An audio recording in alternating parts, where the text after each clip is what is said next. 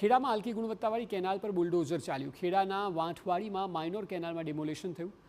ભ્રષ્ટ કોન્ટ્રાક્ટર સામે ખેડામાં તંત્રે કાર્યવાહી કરી છે। ભ્રષ્ટાચારના પુરાવા મળતા તંત્ર દ્વારા આકરા પગલાં લેવાયા છે।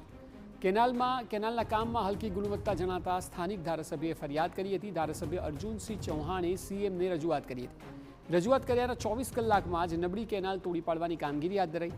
હવે કોન્ટ્રાક્ટરે સમગ્ર કેનાલ પોતાના ખર્ચે ફરીથી બનાવવી પડશે। છેવાડાના ગામડાના ખેડૂતોના ખેતરમાં સિંચાઈનું પાણી પહોંચે તે માટે રાજ્ય સરકાર કટિબદ્ધ છે। ખેડા જિલ્લાના મહેમદાવાદ તાલુકાના વાંઠવાડી પાસે કેનાલ નિર્માણની કામગીરી કરવામાં આવી હતી। જે માઇનોર કેનાલ બનાવવામાં આવી હતી તેમાં કોન્ટ્રાક્ટરની ગંભીર બેદરકારી સામે આવી। સ્થાનિક ધારાસભ્ય દ્વારા કેનાલની વિઝિટ કરવામાં આવી હતી, જેમાં હથોડીથી ઘા કરવામાં આવતા કેટલાક પોપડા ઉખેડી જતા સ્થાનિક ધારાસભ્ય અર્જુનસિંહ ચૌહાણ દ્વારા સમગ્ર મામલે રાજ્યના મુખ્યપ્રધાન ભૂપેન્દ્રભાઈ પટેલને મૌખિક રજૂઆત કરવામાં આવી હતી। મૌખિક રજૂઆત કર્યાના 24 કલાકમાં જ રાજ્ય સરકાર દ્વારા આદેશ કરવામાં આવ્યો છે અને જે 5 કિલોમીટરની કેનાલનું નિર્માણ કરવામાં આવ્યું છે તે આખી જ કેનાલ તોડી પાડવાની કાર્યવાહી અત્યારે કરવામાં આવી રહી છે। દાદાનું બુલડોઝર ચાલુ થઈ ગયું છે। કોન્ટ્રાક્ટરની ગંભીર બેદરકારી સામે આવી છે।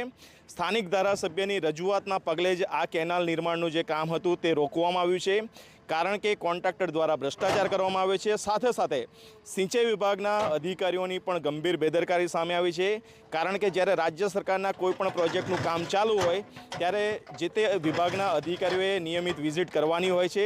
સિંચાઈ વિભાગના અધિકારીઓ દ્વારા વિઝિટ ન કરવામાં આવી, જેના કારણે કોન્ટ્રાક્ટર બેફામ થયો અને સરકારી જે નાણાં તેણે લેવાના હતા પરંતુ વધારે રૂપિયા કમાવાની લાલચમાં હલકી ગુણવત્તાની કેનાલનું નિર્માણ કરી નાખ્યું।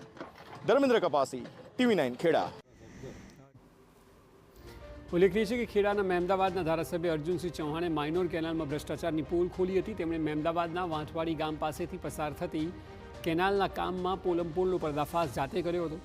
અર્જુનસિંહ હથોડી લઈને કેનાલમાં કામનું નિરીક્ષણ કર્યું અને સામાન્ય હથોડીના ફટકા મારતા જ કેનાલમાં સિમેન્ટના પોપડા પડ્યા હતા, જે બાદ ધારાસભ્યએ સીએમ સુધી ફરિયાદ કરી હતી અને જવાબદારો સામે કાર્યવાહીની માંગ કરી હતી।